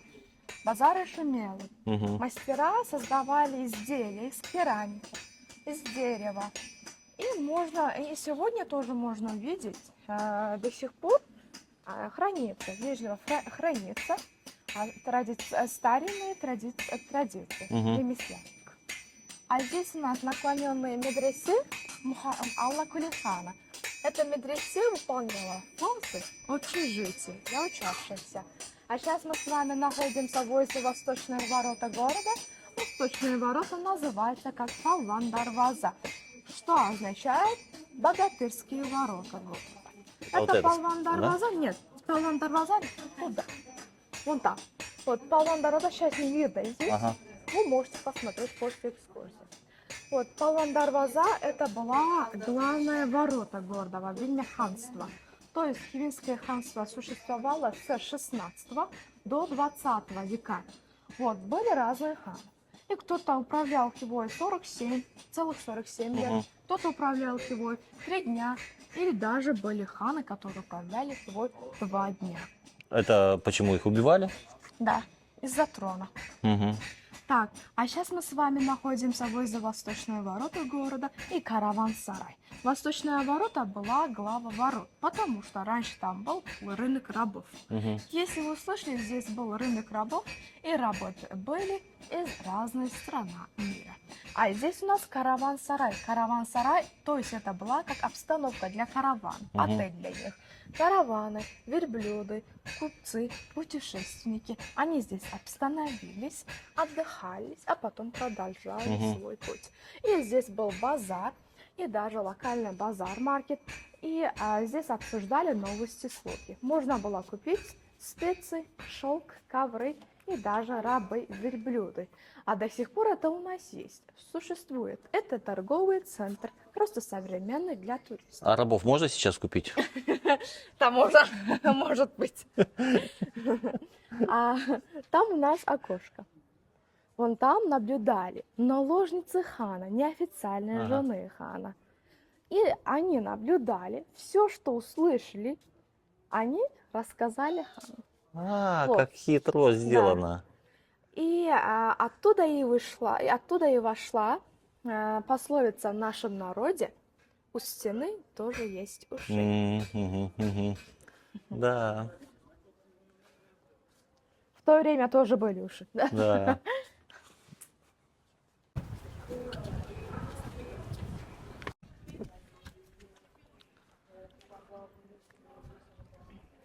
Так, сейчас мы с вами находимся в третьей части дворца. Эта третья часть дворца называется как гарем, харам, вход запрещен. Гарем – это то есть личные покои хана и его семьи. Гарем состоит из 5 красивыми айванами. Первый айван более красивый, и это выше, чем другие здания. Мгм. Потому что это означает, что глава семьи – это всегда мужчина. Мгм. Это была спальная хана.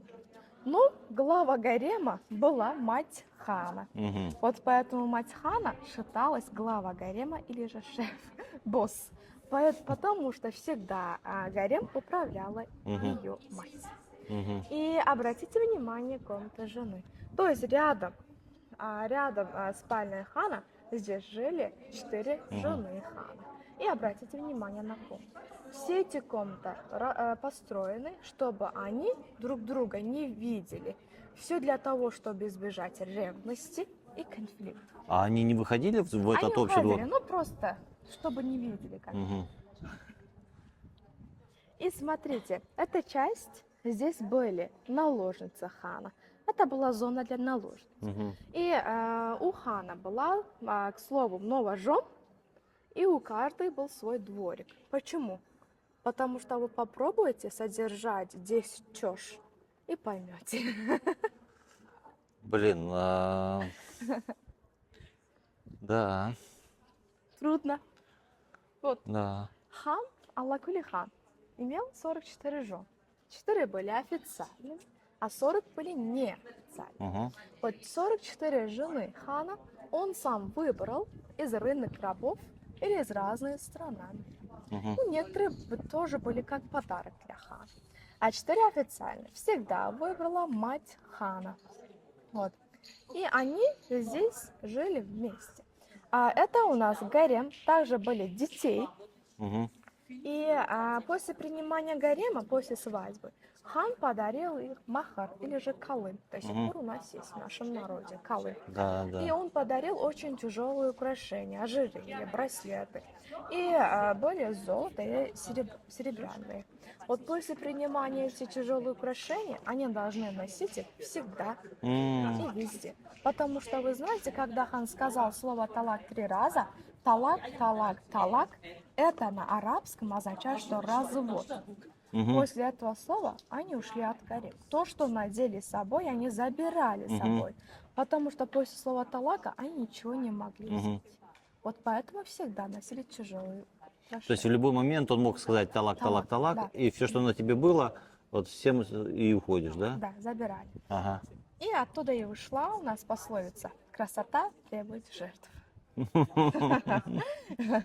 Да. Мы туда пойдем смотреть, да, что там? давайте. Смотрите, самый интересный факт, что после принимания гарема наложницы и официальные, они должны научить 3 главные вещи. Первое – уважение хана. Второе – исламское образование. Мгм. Третье – как приготовить. Мгм. Они должны приготовить 3 типичные блюда. Первое – пельмени с яйцом. Пельмени с яйцом, то есть называется тхумбараки. Мгм. А второе блюдо они должны приготовить швитоши. Швитоши – это означает, что лапша с зеленью. А третье – это не плов, точно, это сырое мясо. Они рубят мясо, Мгм. готовят фарш, а там добавляют масло, соль, специи, лук. Это похоже на тартар в Италии современный. Но здесь мы называем это еда как иджа. А сейчас мы с вами направляемся в спальня хана. Перед входом в спальня хана здесь был головной убор хана. Если здесь стоял головной убор или же наряд чапан, это означает, что хан на месте. Вот так, да? Вот так вот, да. Хан на месте. Если ничего Ой. не было, это означает, что хан вне дворца. Ага. А сейчас нету. Хана нет, да. Хана нету, да. Мы можем посмотреть в спальне. Берегите голову. Ну, шикарные, конечно, у хана покои. Это спальня хана. Хан любил и уважал 4 официальные жены. И он всегда обеспечил эти жены до смерти. Это у нас тайные коридоры, в которые хан сам мог зайти, в комнату 4 официальных жены. Мгм. Никто не узнал. Если бы наложницы узнали, здесь бы началась Третья мировая война между ними. А что, наложницы не знали, что тут жены его? Нет, что здесь есть дверь, тайный А. коридор. Потому что это было покрыто. Ага. Не, ну у наложниц же прав намного меньше было, поэтому сидели бы, наверное, спокойно там, ревновали. Смотрите, а там наверху балкона всегда стояли наложницы хана, надевали красивые наряды с украшением, с макияжем, они там стояли. Когда хан возвращался домой, он видел из них и выбрал одна из них. Вот. А здесь были все условия для них, и чистота сыграла важную роль в гареме. Вот. И здесь было все условия для них. Например, санузель. Мгм. Вон там вот санузель была, уборная. А там роддом и даже кухня. А сейчас эти места действуют как музей.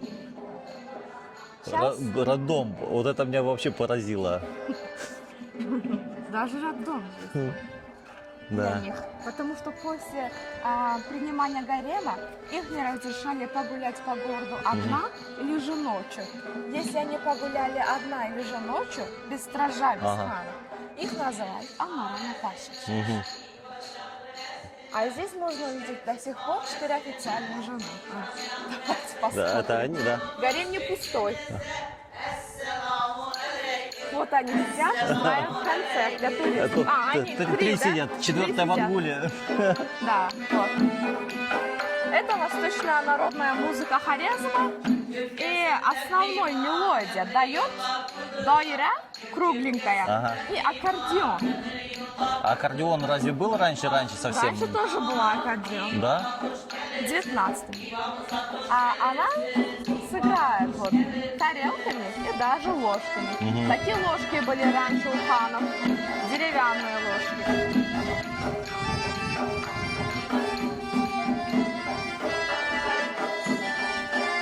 Ух ты, пальцами даже играет. Да, это наш национальный танец. То сейчас танцевать еще будет? Хорезмский танец. Ну, танцовщицы нету еще. А, танцовщица. Четвертая. А, она сейчас вместо вот нее она, будет, да. Вместо четвертой. Да. Она сейчас танцевала. А зачем она доллары держит в руках? Чтобы вы дали. Вы должны дать деньги. Серьезно, что ли? Да? Один Блин. намек делает. А если не дам? Не доллар, просто сом, если у вас есть сом. Если евро, то и лучше. У меня есть сом.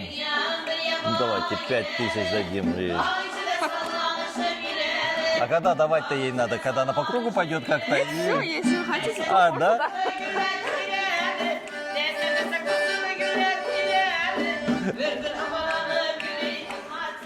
Мы людям показываем, люди, давайте бабосы Она несите. намек, да. Они, туристы такие, мы намеки не понимаем.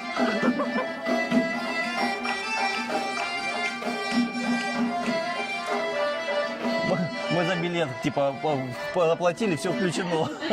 Да, так они думают. Ну, пойдем дальше? Да, давайте. А там внутрь пойдем в комнату смотреть? Ну, посмотрите, там нет ничего. Ничего нету? Ничего нет. Вообще ничего нет? Нет, абсолютно.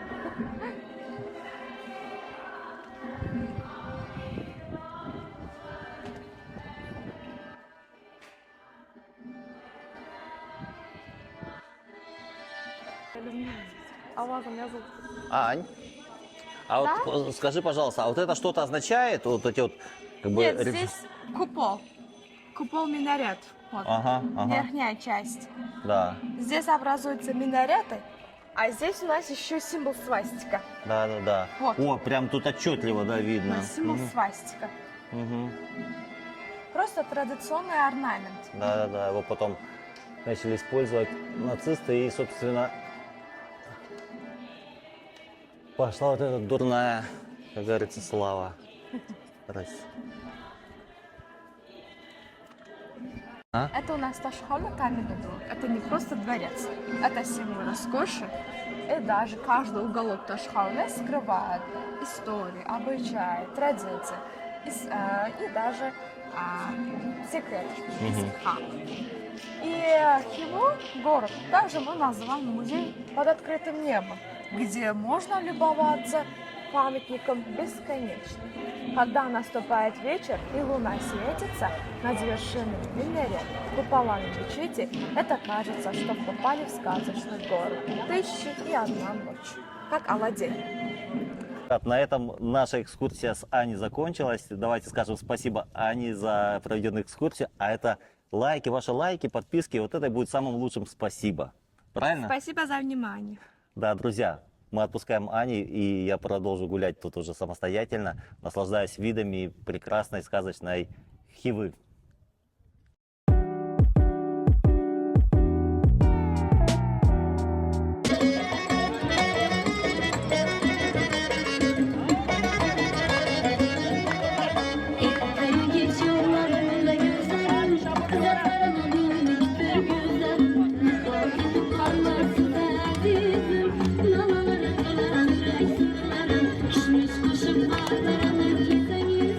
Yüreğime kaybedenler beraber gelseniz, hava taşı çay var hemen gitseniz, yüreğime çay var hemen gelseniz.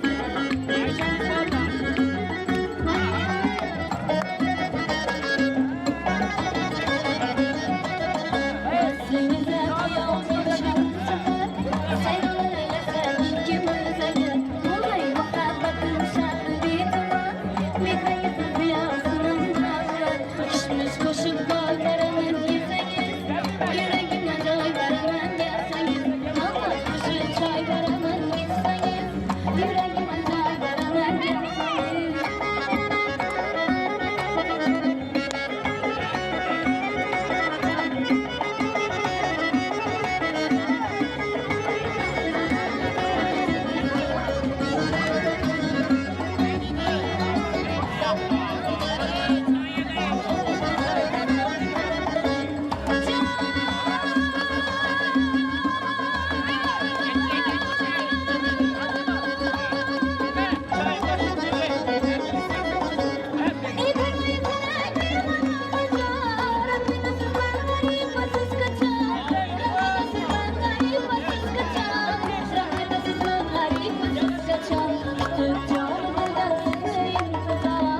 Ağzımıza yetip geldi tanrıcan, ağzımıza yetip geldi tanrıcan. Pişmiş kuşu bal veremem yeseniz, yüreğime çay veremem gelseniz. Namaz kuşu çay veremem gitseniz, yüreğime çay veremem gelseniz.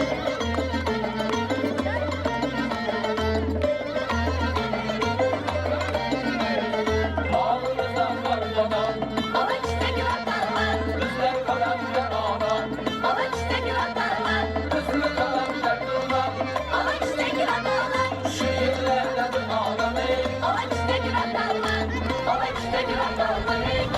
avuçtaki vatanlar, ikişteki vatanlar, avuçtaki vatanlar, ikişteki vatanlar. Bana giresin gelir, güller giresin gelir, gülünde kalan baharım, sizinle giresin gelir. Avuçtaki vatanlar, ikişteki vatanlar, avuçtaki vatanlar, ikişteki vatanlar.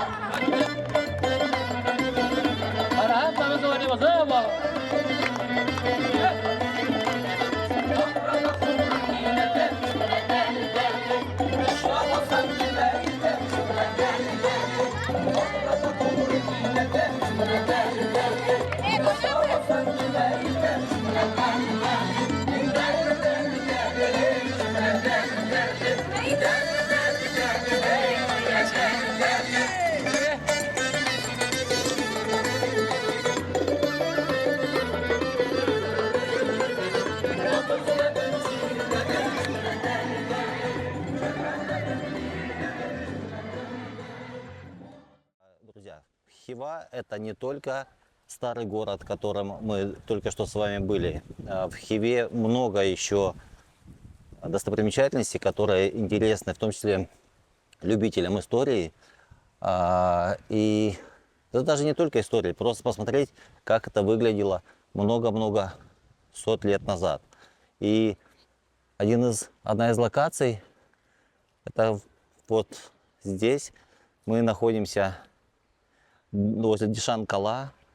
Это уже за пределами, да, как я сказал, крепости. Дишан-Кала – это внешний город. Вот Анна рассказывала, что был внутренний город, где мы с вами гуляли вместе с ней, и внешний город. Это стены внешнего города. Видите, это останки. Довольно-таки большие, длинная стена старого города. Они были до 10 метров высотой. Я не знаю, сколько сейчас, но мне кажется, где-то те же 10 метров и есть. Вот отойду подальше.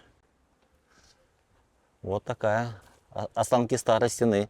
Она частично отреставрирована, частично сохранила свои первозданный вид. Ну, очень колоритно.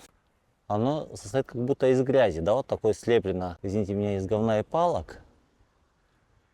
Вот, земляной вал вместе с доской, с каким-то, с глиной, да. И вот, собственно, из этого она состоит. Ну и, видимо, из-за того, что масштаб, точнее, ширина и толщина большая, она не разрушается. Эта стена находится в городском парке, и пока я шел от гостиницы, ну буквально минут 10, да, был пешком от гостиницы, я встретил 4 поля с искусственным газоном, точнее даже это не газон искусственный, короче, 4 площадки для игры в футбол с хорошим покрытием. 3 из них было возле школы, или возле даже 2 школ, и вот, собственно, в парке еще одно поле. О чем это может говорить? Ну, это говорит, наверное, о том, что власти смотрят за детьми, точнее не за детьми, власти создают условия для того, чтобы дети занимались спортом. И это очень круто. И парк вообще ухоженный. Что хочу сказать про Хиву, не историческую, скажем так, часть, а чистенько.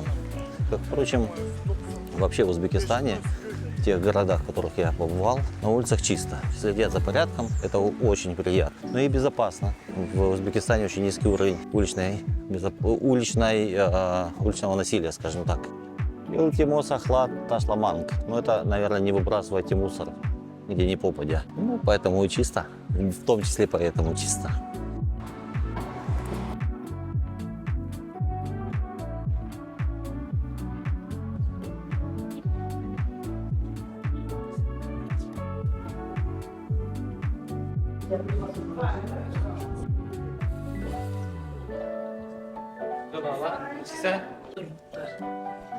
Nergize.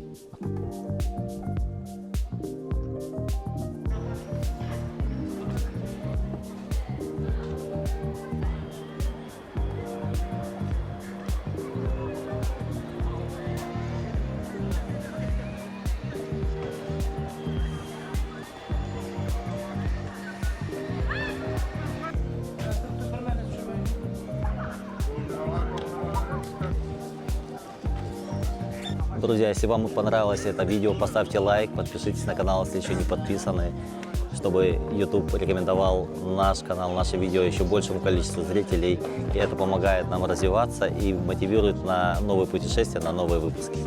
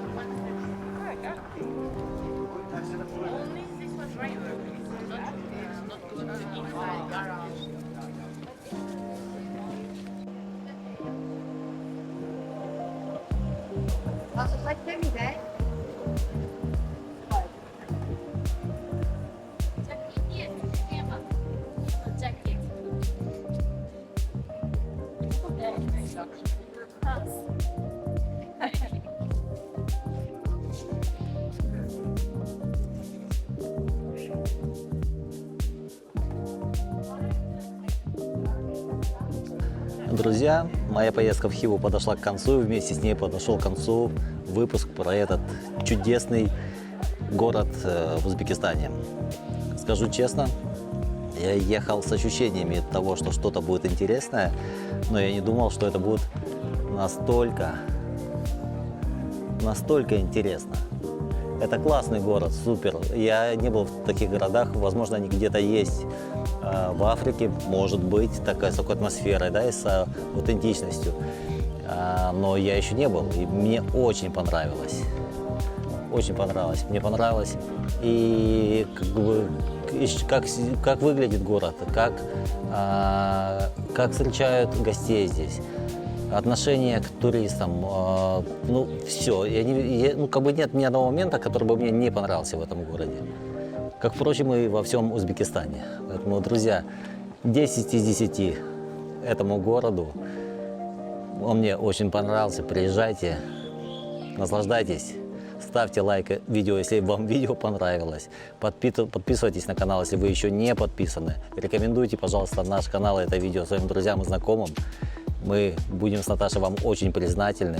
Это мотивирует на дальнейшую работу над каналом, на подготовку выпусков новых. И мира вам, любви, добра и счастья. Пока.